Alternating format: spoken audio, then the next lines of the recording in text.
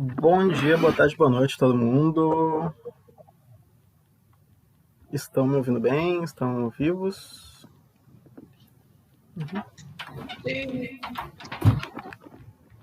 Ok. Então, pessoal, começando mais uma aula aqui de História do Brasil. Fico muito feliz que vocês estão aqui conosco, tá? Hoje a aula vai ser um pouquinho especial, ela vai ser um pouquinho diferente, mas já vamos Já vamos apresentar o tema aqui. Eu vou compartilhar aqui a minha tela. Tá gravando, Gabi? Não esqueceu de gravar. Sim, coloquei para gravar aqui. Gravadinho. Ok. Então, pessoal, só para retomar alguns temas, né? Eu sei que tem umas meia dúzia de pessoas aí que é nova, que começou no meio da semana passada, entre essa semana. Então, vou apresentar de novo, né? Eu sou o professor Gabriel Borowski, aí está o meu número, assim como o número da professora Eduarda Mariano, que também está aqui na chamada. Nós damos em conjunto aula de Brasil, a história do Brasil, né? História geral fica com outro grupo de professores. Quase sempre a gente tenta colocar as aulas imediatamente no Classroom, tanto o material que a gente for passar aqui, o PDF, o slide, quanto a gravação. Só que, claro, né, pessoal, não contem muito com a gravação, porque pode dar problema, né? Pode dar uma corrupção nos arquivos e a gente não conseguir postar a gravação depois. E além do mais, né, gente, o farol ele cobra presença, então mesmo que tenha gravação, né, vamos participar das aulas, até porque a melhor parte das aulas é justamente a participação, né? Na aula passada a gente teve uma participação muito boa de vocês e a aula melhorou muito, assim, foi de 8 a 80. Então eu gosto muito que vocês participam quando vocês estão aqui, mandando perguntas, mandando dúvidas e a gente tentando responder, né? Então é muito bom quando vocês estão presentes, ok? Só retomando, pessoal, algumas coisinhas. A gente está na nossa terceira aula de Brasil Colônia, ok? A gente teve uma aula inaugural, aula 0, que eu postei lá no grupo, que é aquela discussão que a gente fez sobre o que significa o Brasil, né? O que significa ser um país, o que significa ser um povo.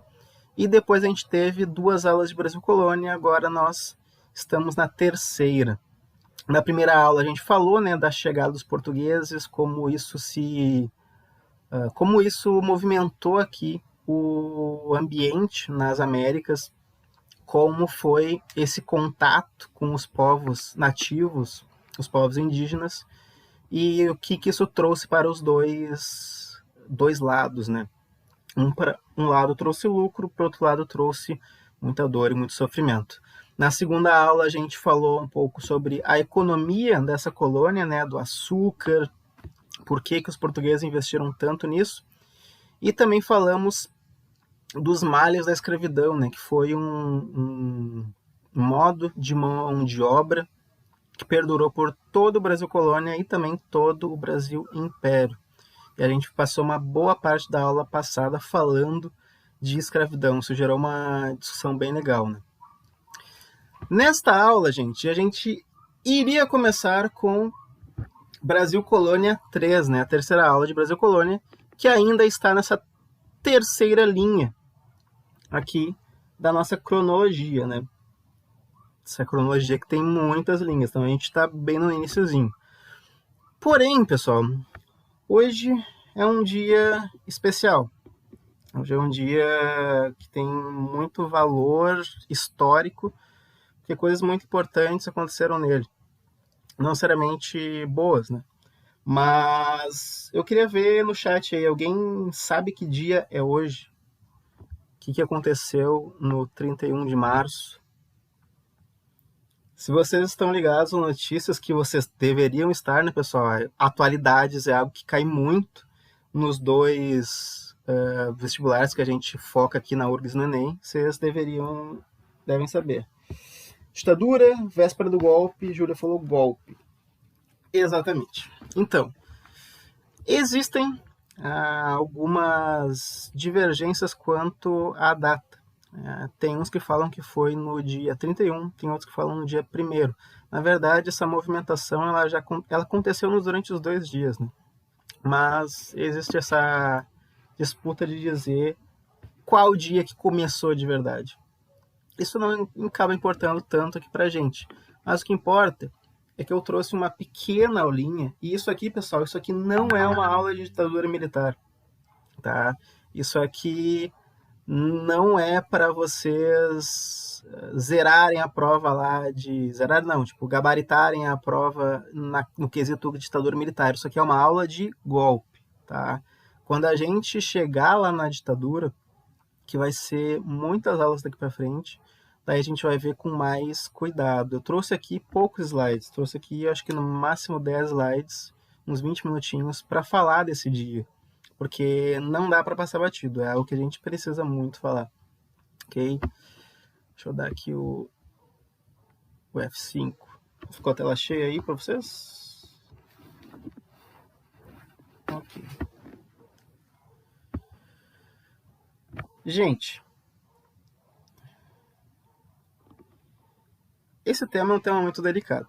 Esse é um tema muito complicado de se falar porque ele está muito atual na nossa vida. Ele é algo que nós chamamos dentro da história de história do tempo presente. Porque, vamos ser bem sinceros, 57 anos, a grande maioria dos nossos parentes, a maioria da sociedade estava viva já naquela época. Ou pelo menos passou a sua infância, a sua adolescência durante esses anos muito complicados. E até mesmo aqueles que já eram idosos naquela época, tem muita gente ainda que vive uma década de 80, 90, anos 2000.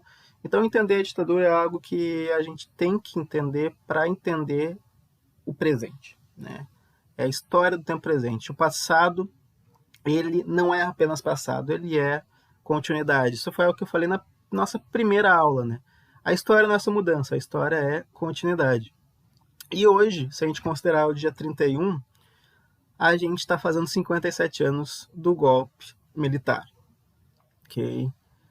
Essa imagem que eu trouxe na capa são, na verdade, 2 imagens, né? A primeira parte de cima, esse grafite ditadura assassina, é tirada de uma foto de uma manifestação que as pessoas foram lá e, antes de serem reprimidas pelas Forças Armadas, fizeram este grafite. E é muito interessante ver a foto inteira, porque logo abaixo desse grafite tem um monte de gente e um monte de militares de capacete. Então a gente consegue ver assim as esferas da sociedade. E essa foto aqui de baixo, esse monumento, é o Monumento Tortura Nunca Mais, que está lá em Recife, em Pernambuco, e foi inaugurado em 1993. E essa pessoa ela está nessa posição para exemplificar muitas das torturas que eram feitas naquela época, de deixar a pessoa suspensa em algo e isso gerar cada vez mais sofrimento e dor física para essa pessoa. Então esse monumento é algo que eu acho muito forte de se olhar, mas é um dos que eu acho mais... O Ramon postou um link ali, eu não vou conseguir abrir o link agora, Ramon, mas, porque eu estou olhando o chat no celular. Mas o pessoal aí podem dar uma olhada. Essa é a foto da pichação. Pô, massa. Você abra essa foto, pessoal, olhem ali tudo, porque ela é uma foto muito... muito significativa, assim, né? É algo que dá para ilustrar todo o período. As camadas da sociedade, os militares acima do povo tentando respirar, né? Enfim, vamos seguir. Isso aqui, como eu falei, não é para ser uma aula, tá, pessoal? Não é para ser uma aula da ditadura, mas para ter uma pequena ideia do que foi o golpe.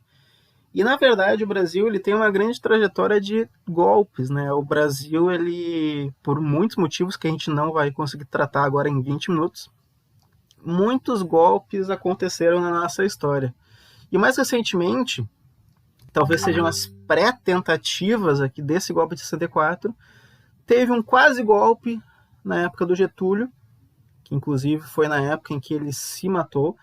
A verdade é meio consenso hoje em dia que se o Getúlio não tivesse se matado, os militares teriam tomado o poder das mãos deles. Quando ele se mata, o povo vai às ruas muito comovido com esse gesto e os militares decidem adiar. No Juscelino Kubitschek, quando ele vai assumir o governo, os militares também tentam tomar o poder antes da posse do Juscelino, mas tem militares que naquele momento não querem o golpe, então eles batem o pé e falam que não, o Juscelino ele foi eleito, ele vai ser empossado. E, por último, no Jânio Quadros, que foi o presidente imediatamente anterior ao João Goulart, que foi o presidente que sofreu o golpe. Porque o Jânio Quadros, ele pega e ele bate pé, ele renuncia, por também muitos motivos que aqui não vai caber falar. E quando ele renuncia, quem é que deve assumir? O vice, que é o João Goulart, né? E o João Goulart, ele vai ser esse cara um pouco mais de esquerda, um pouco mais voltado para as políticas populares. E quando o Jânio renuncia e o João Goulart deveria assumir, tem toda uma tensão, porque os militares não querem que o João Goulart assuma. Eles querem, nesse momento, em 61, dar o golpe. Mas tem um cara muito famoso aqui no Rio Grande do Sul, o Leonel Brizola, que ele vai bater o pé e vai falar, não, o João Goulart, ele é o vice-presidente, ele deve assumir agora que o Jânio caiu. Isso é algo que eu até citei numa aula passada, né, o movimento da legalidade, que foi um movimento, nossa, muito interessante aqui no Rio Grande do Sul. Quase que o Rio Grande do Sul entra em guerra com o resto do país, é um negócio muito bizarro de hoje a gente pensar, né? Mas aconteceu. E eu coloquei aqui esse textinho um pouco mais completo, porque não é só os militares que querem que o João Goulart saia, são as classes altas, ou seja, aquelas classes mais conservadoras, os grandes proprietários de terra, os grandes empresários, os militares e grupos externos, as reformas de base, que são as reformas mais populares que o João Goulart queria colocar em prática. Quando eu falo grupos externos, pode parecer meio esquisito, mas é porque quando a gente chegar no século XX, a gente vai ver que os Estados Unidos, a CIA, eles tiveram um papel muito ativo na América Latina, em influenciar golpes, em influenciar ditaduras. E na época isso era meio teoria da conspiração, mas hoje a gente tem a confirmação de que eles estavam por trás de muitos desses movimentos. Então, isso que eu chamo de grupos externos. Mas também, o povo foi muito influenciado, né? Algumas camadas do povo foram muito influenciado por essa narrativa de ameaça comunista, de ameaça de esquerda, e a gente tem um evento muito emblemático, que é a Marcha da Família com Deus pela Liberdade, em 19 de março, pouquíssimos dias antes do golpe acontecer, né? Que é basicamente as famílias mais conservadoras, mais ligadas à Igreja. A Igreja Católica está muito envolvida nesse rolê, se reúnem em São Paulo no dia 19 de março para protestar contra o João Goulart, com essas plaquinhas bem atuais, que a gente certamente já viu em algum lugar esses últimos anos, né? O Brasil não será uma nova Cuba, porque eles achavam na cabeça deles que existia uma ameaça comunista pairando sobre o país e que o único jeito de frear essa ameaça seria com os militares tirando o João Goulart à força. E é o que eles fazem, né? Em 31 de março eles começam a se mobilizar e até o dia 1º de abril, né, o dia seguinte, de 64, eles depõem o João Goulart, que acaba fugindo aqui para o Rio Grande do Sul e se refugiando. Em 61, quando tem a legalidade, o João Goulart consegue vir para cá, ele tem o apoio do Brizola e ele consegue resistir, né, ele consegue continuar lá. Mas agora em 64, o Brizola não está mais na jogada, o Brizola não é mais governador, então em 64 não tem jeito, ele acaba tendo que se refugiar no Rio Grande do Sul e depois até sair do país. E é aí que começa a ditadura militar, um período que vai durar oficialmente 21 anos, né? Mas que até hoje, para algumas pessoas, os seus efeitos se mantêm, né? Para algumas pessoas que sofrem mais, a ditadura ela ainda existe. E aqui eu acho legal tratar esses 3 terminhos aqui que muitos não devem ter visto alguma vez na vida, que é a ditadura civil, jurídico, militar. Que a gente vê assim nos livros, a gente vê na TV, assim, ditadura militar. Mas nós aqui da história, a gente tem batido na tecla que o nome mais corretinho seria ditadura civil, jurídico, militar. Porque não foram só os militares que participaram do golpe da ditadura. Civil porque ela foi influenciada por forças conservadoras da sociedade. A igreja, os grandes empresários, a classe média, tudo isso influenciou o golpe, né, a ditadura. Jurídica, pois ela foi apoiada por membros do legislativo, ou seja, os deputados, os senadores, teve muita gente que apoiou o golpe, tanto que no dia 2, lembra, aconteceu esse golpe aqui no dia 31 e no dia 1º de abril. No dia 2, o Congresso depõe oficialmente, nos documentos oficiais, o João Goulart. Então, eles criaram documentação, eles criaram novos aparatos jurídicos, novas leis, para que legitimasse toda essa força bruta contra o governo. E militar, obviamente, né, porque essa ditadura foi chefiada pelas Forças Armadas. Quem chefiou ela foram generais, foram marechais, e o exército esteve central nesse esforço todo, ok? Pessoal, eu sei que isso aqui eu falei que não é uma aula, assim, é uma mini aula, uma aula especial, né, sobre o golpe, mas vocês podem fazer perguntas também, vocês podem participar, ok? É que eu falei isso porque em 10, 20 minutos a gente não tem como dar toda a ditadura, né? A gente tem que falar de coisas muito específicas. Mas enfim, trazendo aqui alguns números. Oficialmente, pela Comissão Nacional da Verdade, a gente teve 191 assassinados, 243 desaparecidos, totalizando 434 mortos.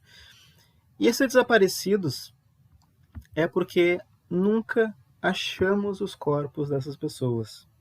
Pode parecer algo trivial para algumas pessoas, mas não ter o corpo do seu familiar para velar, não saber o destino do seu filho, da sua filha, do seu pai que sumiu, é algo que é um trauma na vida de milhares de brasileiros, né? O desaparecimento, muitas vezes, os familiares falam que é pior do que eles terem a certeza, né? Terem a certeza de que foi assassinado, porque tu não tem nada, né? Tu não tem aquele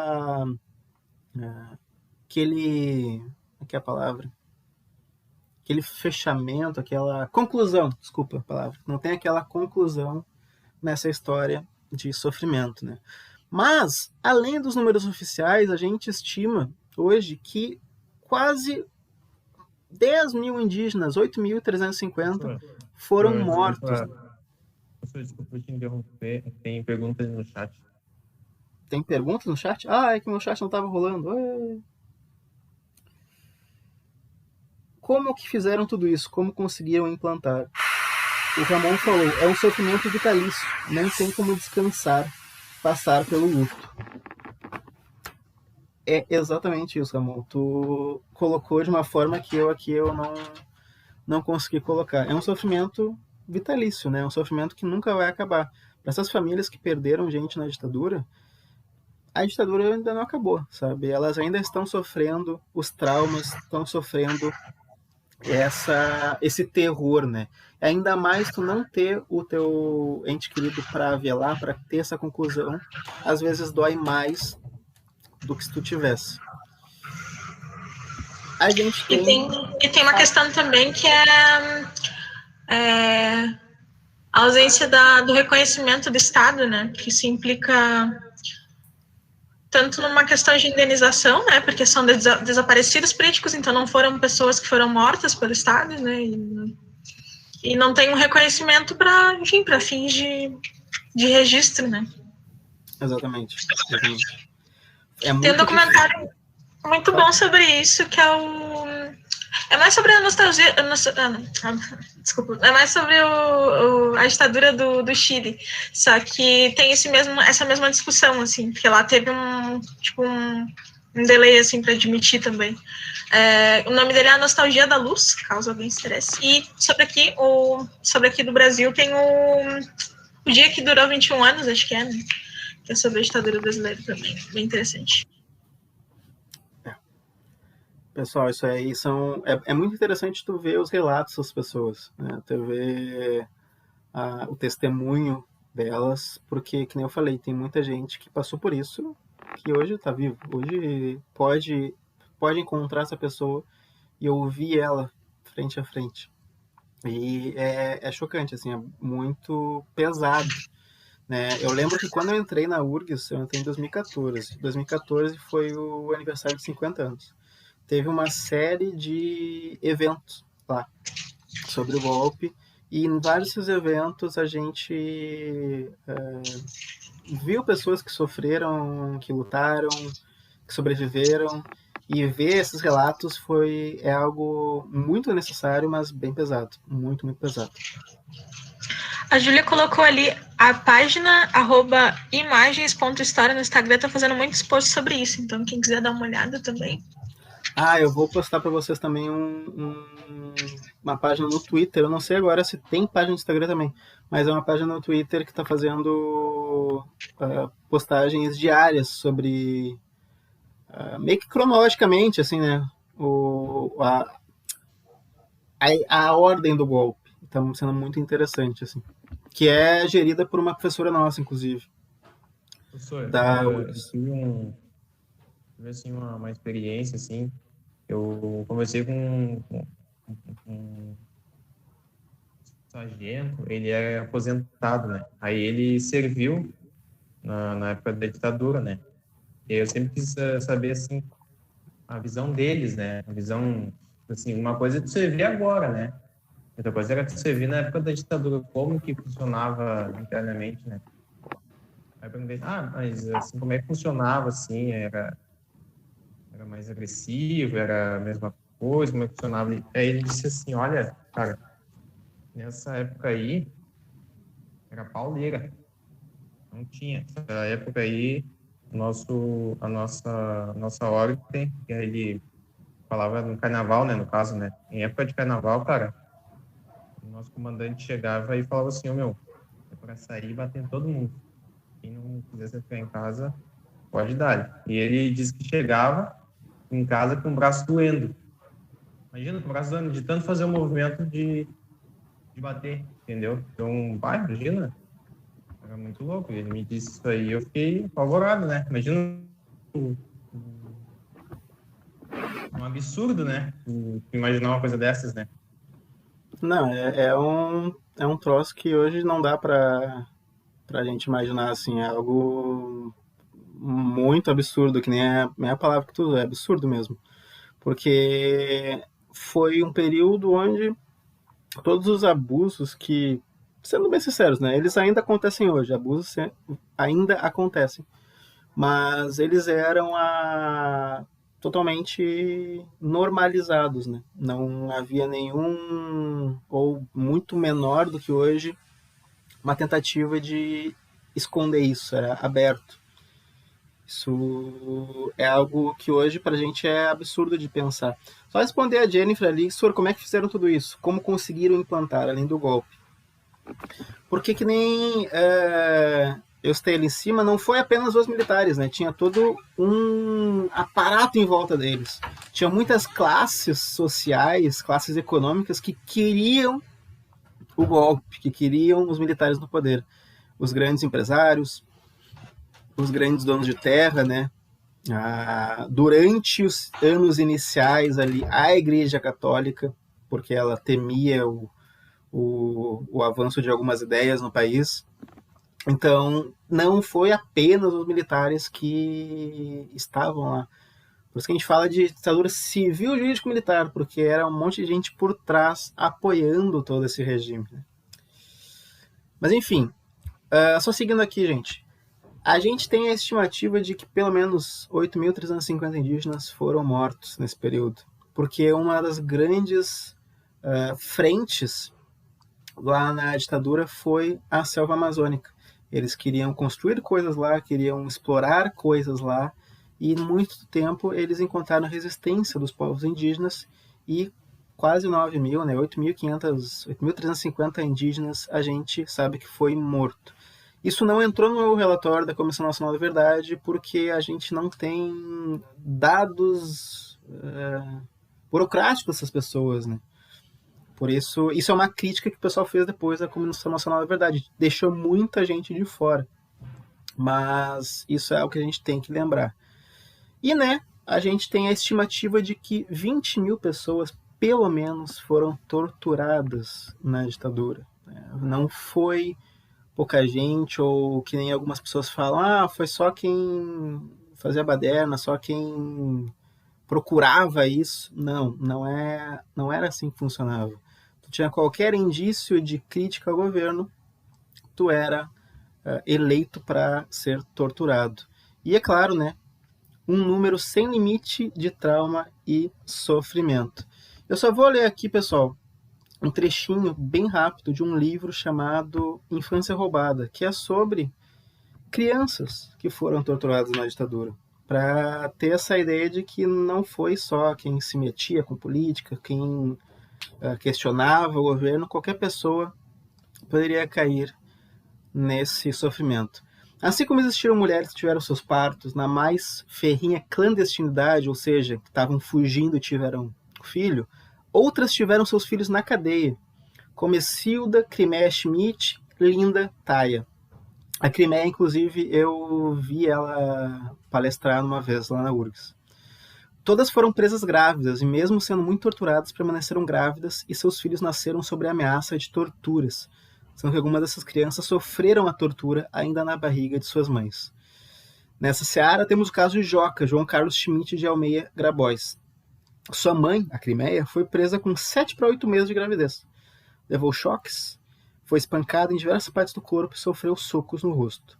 Quando os carcereiros pegavam as chaves para abrir a porta da cela e levá-la à sala de tortura, o seu bebê, ainda na barriga, começava a soluçar, ou seja, começava a se remexer, né? Começava a ficar inquieto. Nasceu na prisão e mesmo anos depois, quando ouvia o barulho das chaves, voltava a chorar. Ok? Gente, isso aqui é muito pesado, tá? Esse livro ele conta histórias muito fortes, inclusive de crianças que cresceram e têm traumas até hoje. Teve gente que cresceu e acabou tendo que se... Tendo não, né? Má escolha de palavras. Acabou se suicidando por causa do trauma, porque isso não desaparece, né? É um sofrimento, que nem o Ramon ali falou, vitalício. Aqui um mural, né, de desaparecidos.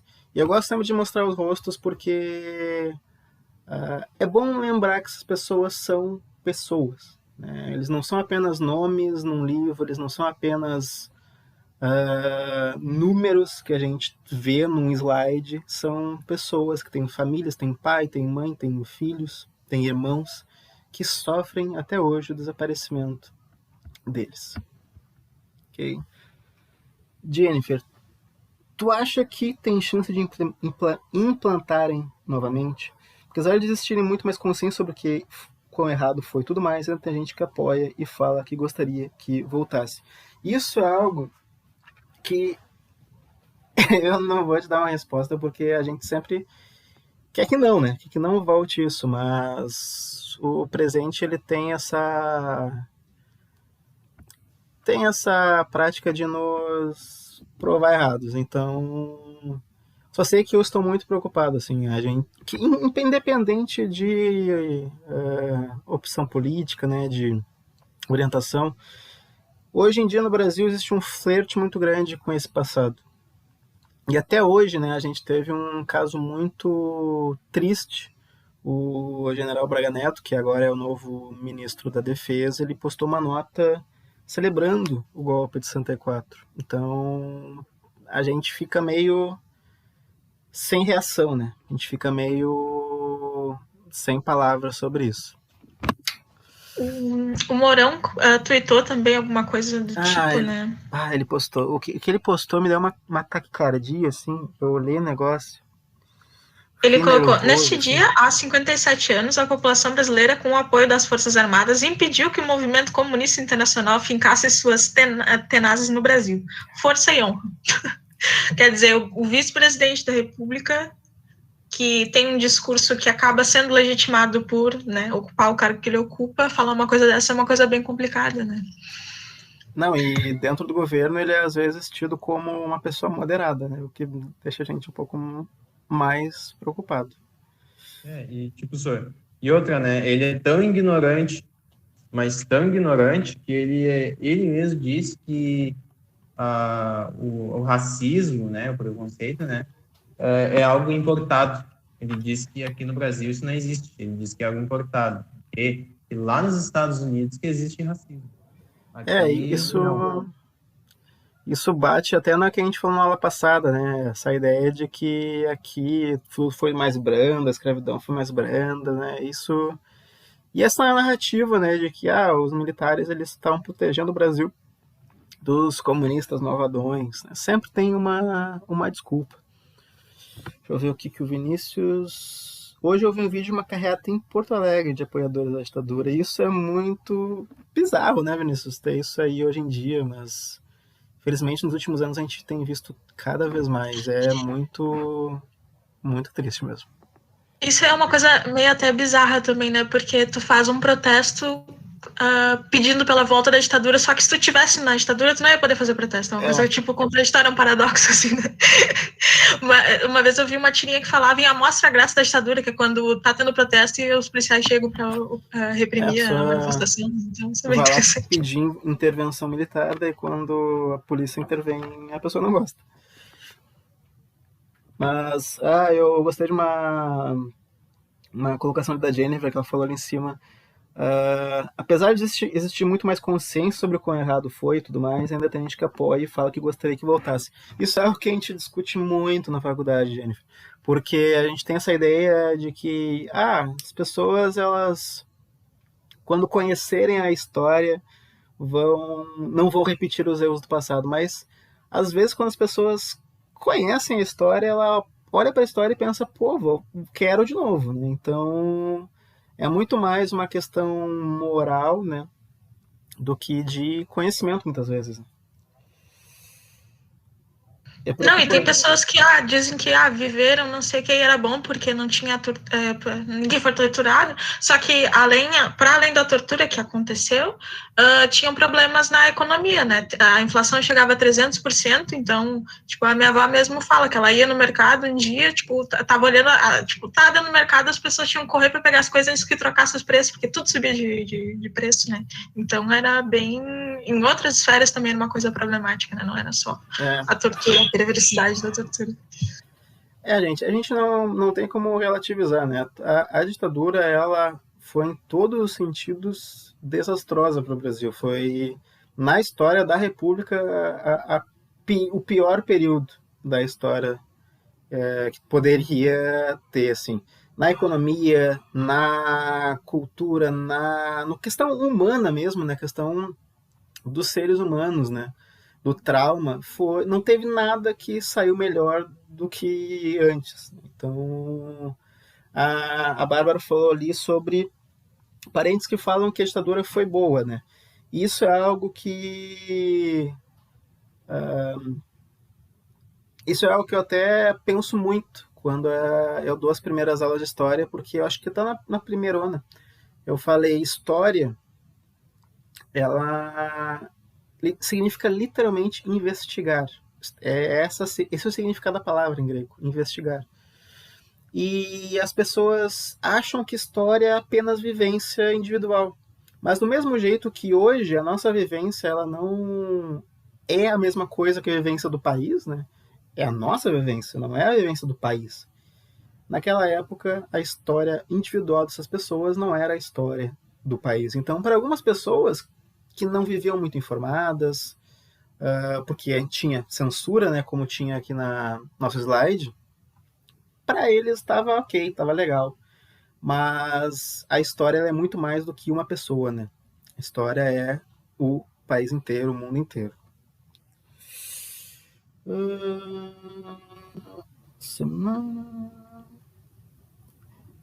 Concordo com o que a Jennifer falou ali. É uma espécie de desrespeito, né? Quando tu pede a volta desse regime, dessa tortura, da censura, da perseguição, tu tá desrespeitando essas pessoas que sofreram.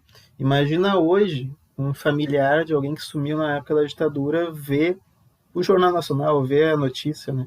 O quanto essa pessoa vai ficar impactada com isso. Vai ser algo muito penoso para ela, muito traumático reviver esses discursos, né? Yuri falou ali de discursos de ódio, e isso é algo que até em história geral o pessoal vai bater um pouco na tecla. Quando tem crises econômicas, quando tem crises em algum âmbito na sociedade, as pessoas elas vão às vezes nos discursos mais fáceis para identificar o porquê que as coisas estão acontecendo. E às vezes esses discursos são discursos de ódio, são discursos que Assim começou o jogam nazismo, né, Sor? Exatamente. Jogar a culpa no outro é uma das melhores soluções para tu se sentir bem no teu país, né? Porque não, as coisas estão em crise porque é aquele grupo malvadão que está atrapalhando minha vida, né? Então, esse tipo de discurso, o discurso, ele é importante. Às vezes a gente pensa, pô, mas que diferença faz o fulaninho lá ir fazer um pronunciamento e falar tal coisa? O discurso, ele é importante. Porque quando tu vê alguém lá em cima falando que tá tudo bem fazer tal coisa, o povo que às vezes que quer fazer essa tal coisa, mas antes se controlava, entre aspas, agora vai pensar, não, beleza, é bom fazer essa coisa, é bom nos radicalizar, é algo que vale a pena. Então, o discurso, ele é importante porque ele se traduz na realidade, né? E aqui, pessoal, eu acho que é o penúltimo slide aqui da censura. A censura, ela vai bater em diversas teclas, né?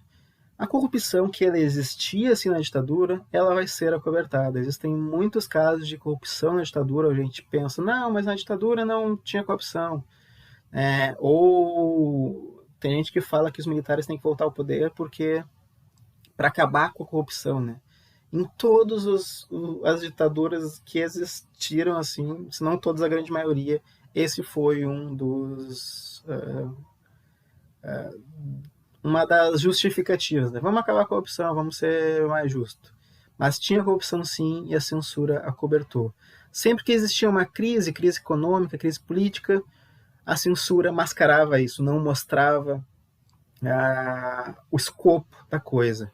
Sempre que tinha alguma crítica, como por exemplo a imagem aqui do lado, que é dessa música clássica do Gilberto Gil e do Chico Buarque, Cálice, sempre que existia uma crítica, né, essa crítica era vetada, porque tudo que tu deveria publicar, tudo que tu deveria mostrar ao público, né, mostrar, tocar, escrever, tudo deveria passar por um tribunal da censura.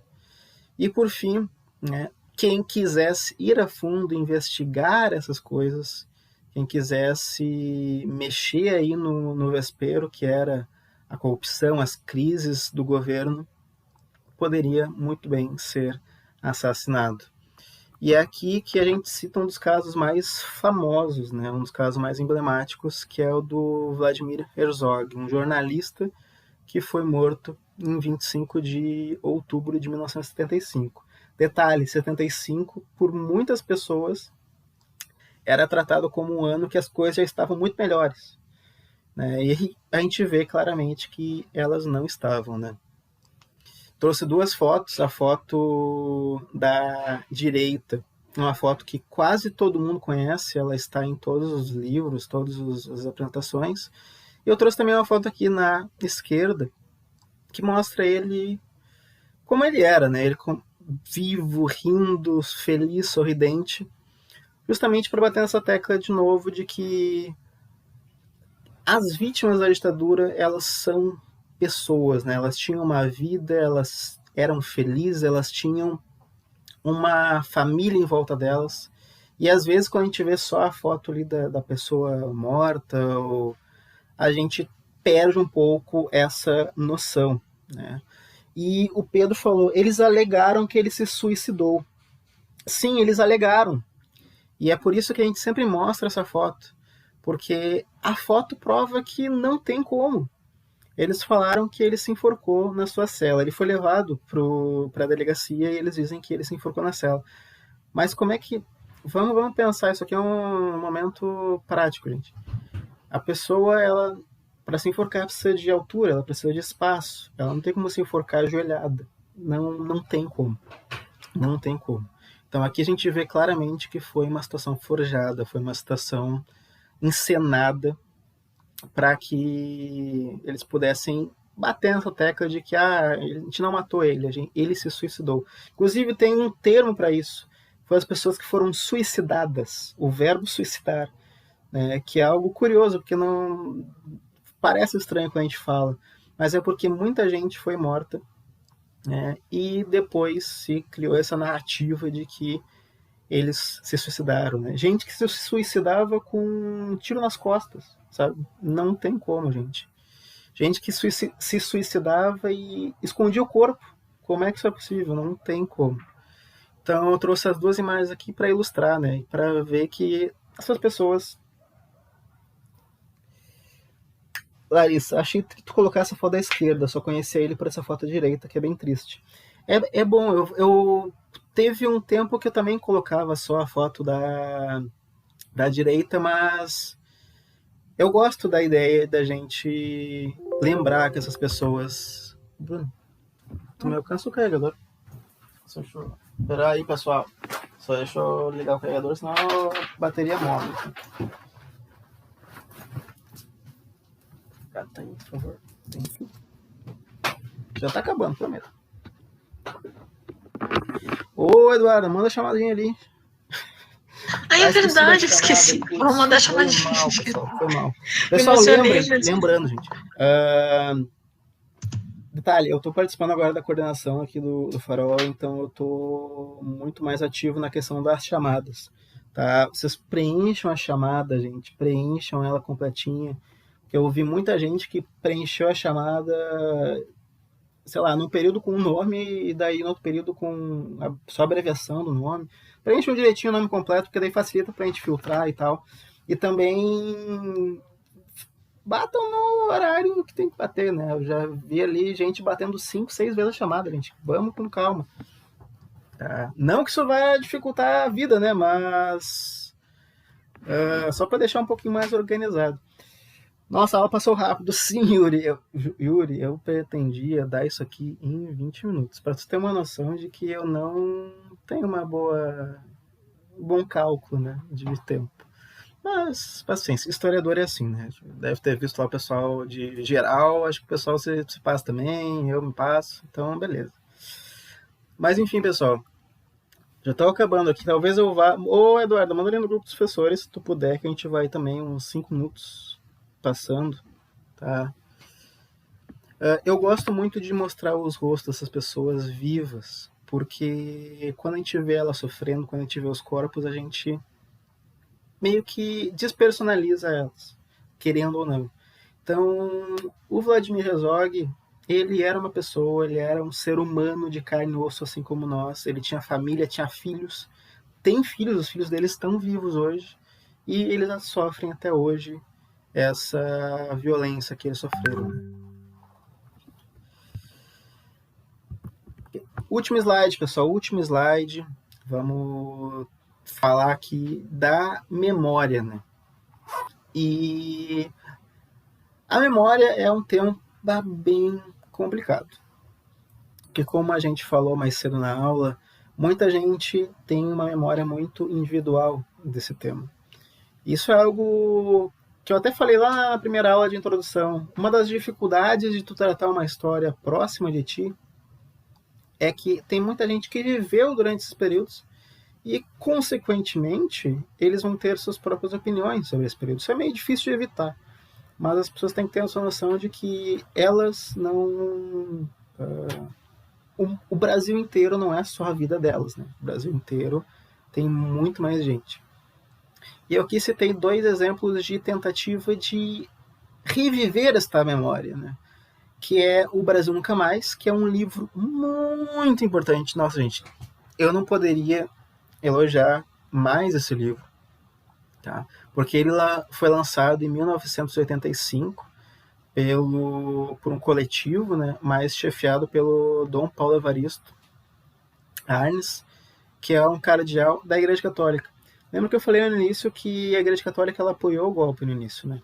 Mas, como tudo na vida, não é todo mundo, né? A gente teve até soldados do exército, generais, sargentos, poucos, mas teve que foram contra. Inclusive, os primeiros a serem mortos na ditadura foram membros internos das Forças Armadas, né, que criticavam o regime.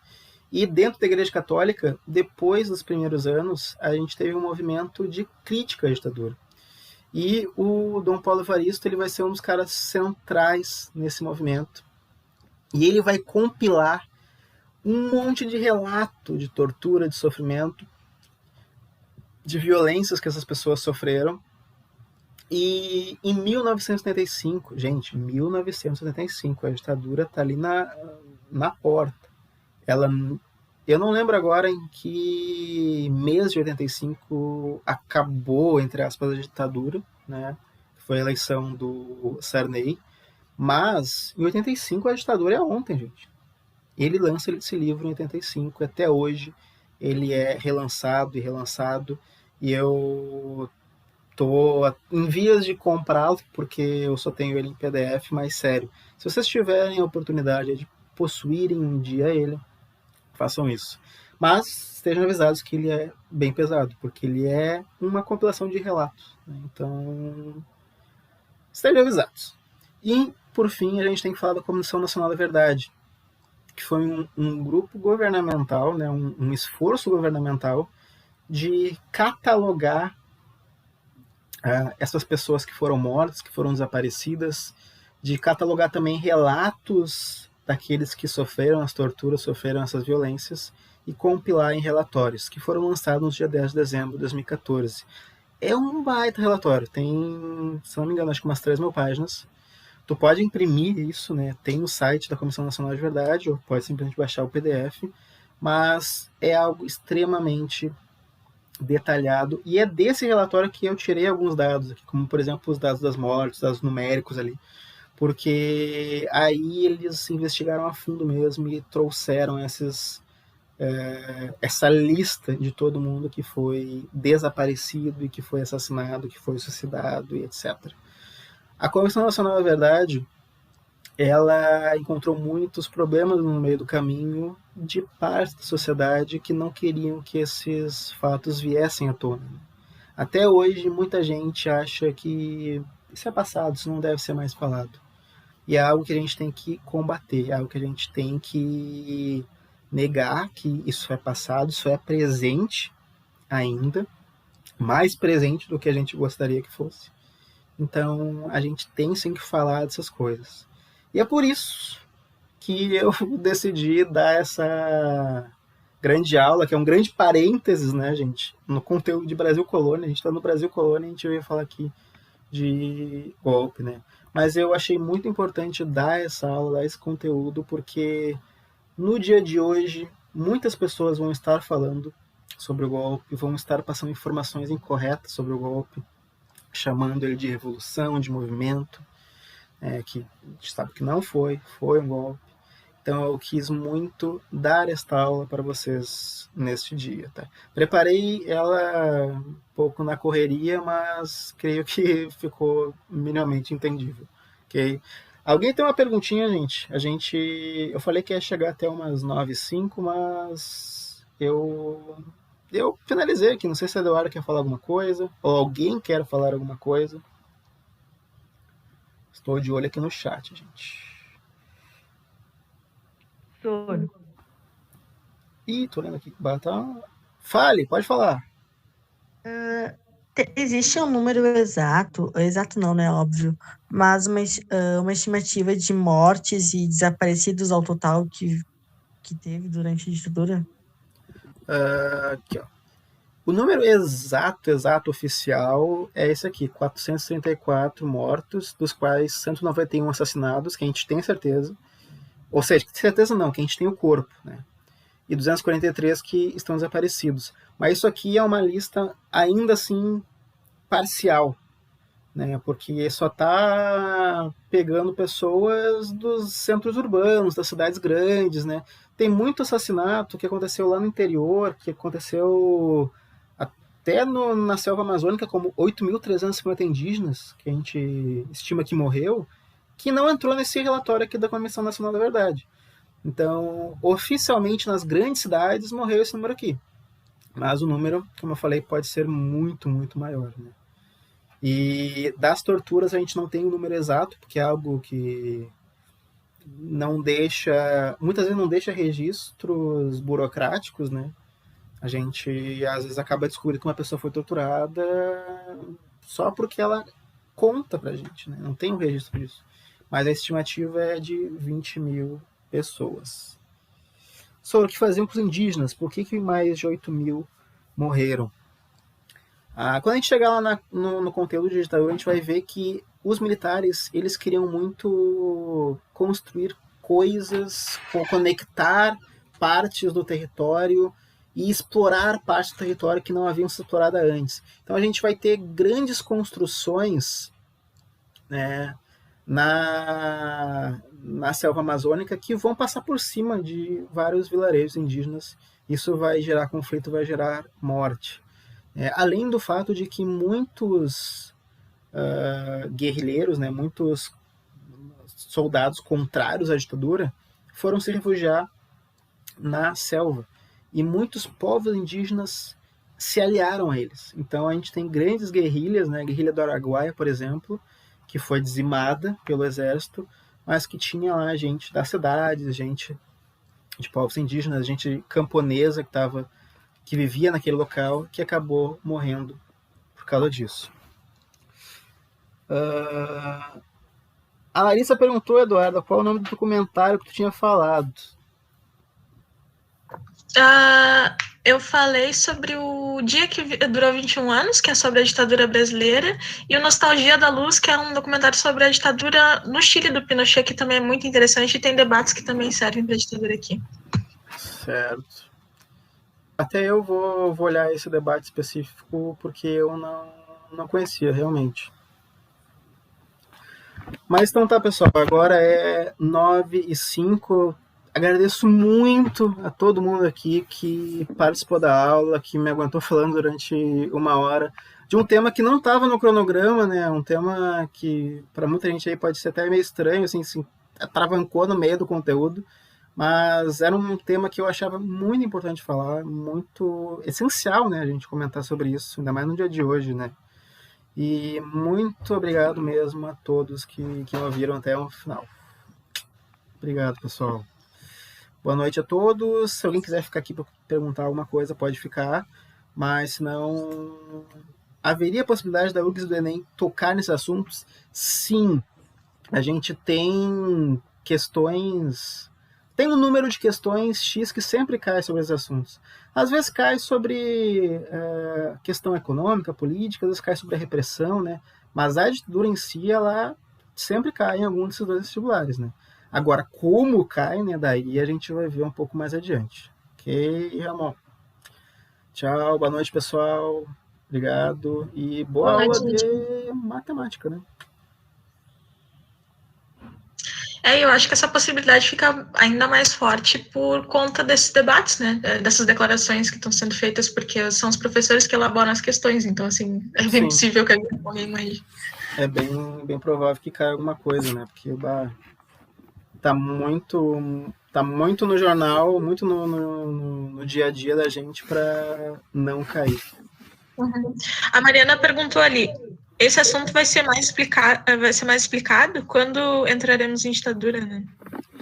Ó, Mariana, a gente tá tocando a matéria meio que na cronologia mesmo, tá? A gente tá pegando Brasil Colônia, daí Brasil Império, daí Brasil República. Daí dentro do Brasil República a gente vai estrinchar ali o Vargas.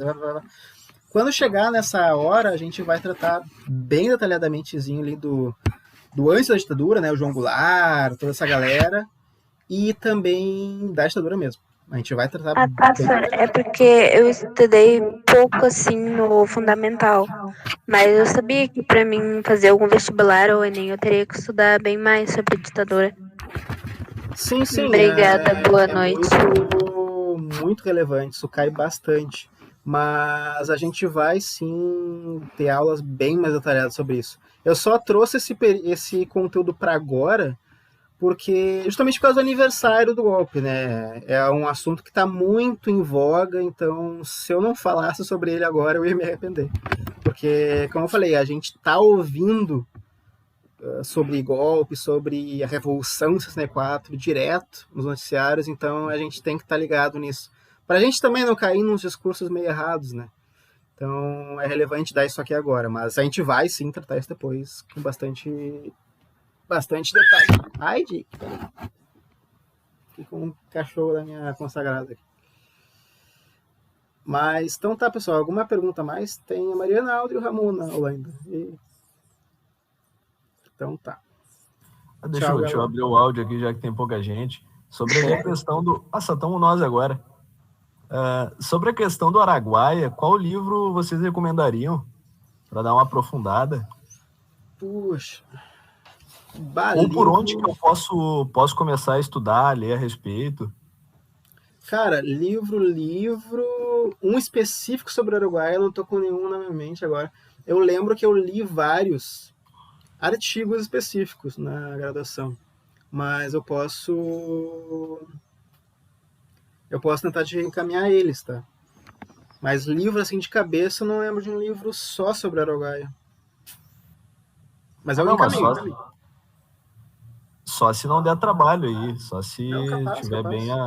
bem à mão, assim. Porque eu fiquei mais curioso, que eu não sabia bem dessa história. O Araguaia é um rolê muito interessante, assim, que não é falado às vezes, né? Muita gente considera algo muito pequeno para ser falado numa aula e às vezes se pula.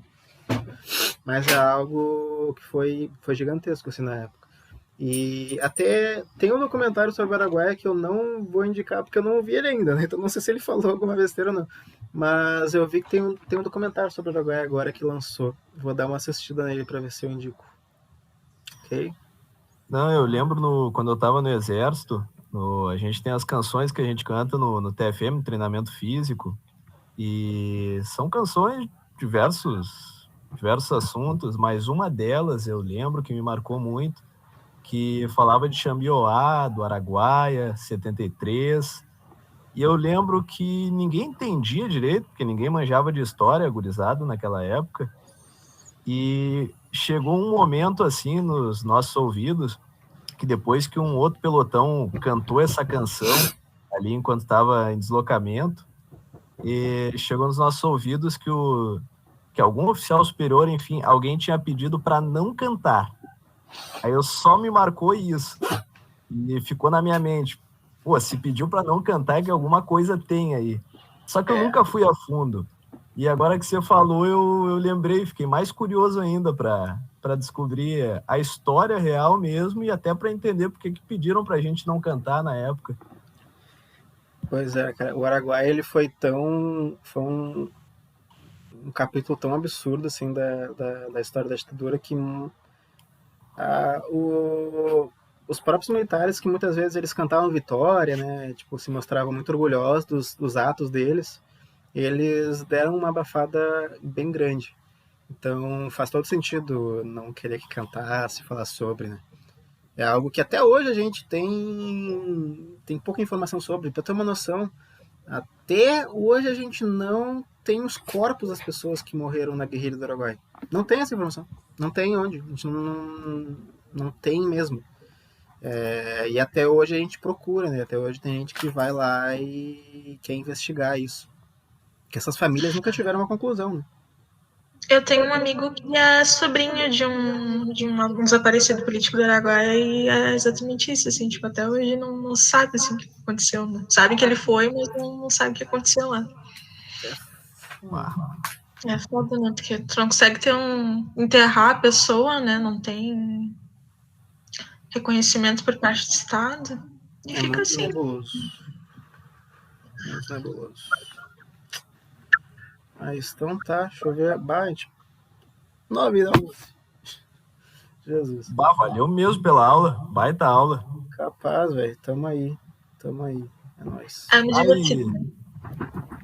Mas as aulas do Gabriel passam muito rápido. Parece que, não sei, tanto que eu nem passei a chamada. Eu tenho que passar a chamada 8h30. E daí, pra mim, não era 8h30 ainda. Já tá quase 9 horas. Parecia que tinha passado 10 minutos, sei lá.